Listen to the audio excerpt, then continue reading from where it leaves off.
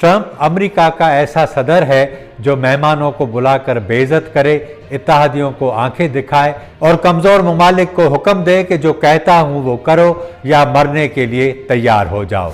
Venezuela के सदर का अगवा, उसके मुल्क पर कब्जा, कोई आलमी कानून नहीं, कोई अखलाकियात नहीं, कभी ग्रीनलैंड पर कब्जे की बात, कभी नेटो इत्तेहाद को जलील करना।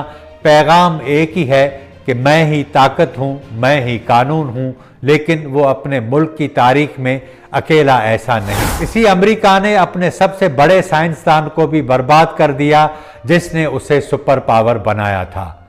उसका नाम था जे रॉबर्ट ओपनहाइमर। अमेरिका का एक पुराना उसूल है कि जब तक आप काम के हैं, आप हीरो हैं, जैसे ही आप सवाल करें तो खतरा बन जाते हैं।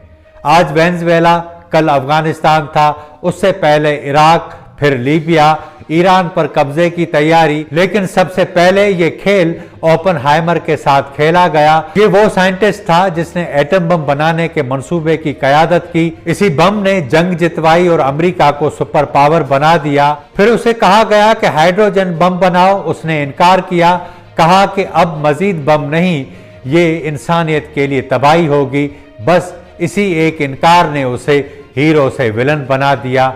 रियासत ने कहा तुम पर भरोसा नहीं। 1954 में सिक्योरिटी क्लियरेंस छीन ली गई, तमाम फैसलों से बाहर कर दिया गया। हीरो अचानक गद्दार बन गया। इल्जाम लगाया गया कि ये कम्युनिस्ट है और रूस का हामी है। ओपनहाइमर गद्दारी के इल्जाम और पछतावे लेकर खामोशी के साथ प्रिंसटन चला गया। 1967 में वो एक छोटे से फ्लैट में मर गया। न कौमी सोग, न सरकारी माफी, जिंदगी में कभी उसे इंसाफ नहीं मिला। 1963 में बस उसे एक अवार्ड दिया गया, नौकरी वापस नहीं मिली, अख्तियार नहीं मिला। उसकी मौत के 50 साल बाद अमेरिका ने एतराफ़ किया कि 1954 का फैसला गलत था। मगर तब तक ओपनहाइमर की हड्डियां भी मिट्टी हो चुकी थीं और आज ट्रंप वही पुराना खेल खेल रहा है। ताकत दिखाओ, दबाव डालो, इताअत मांगो। फर्क सिर्फ इतना है कि ओपनहाइमर अमेरिका का अपना आदमी था, कौमी फखर था, एटमी प्रोग्राम का बाप था, लेकिन फिर भी उसे नहीं बख्शा गया।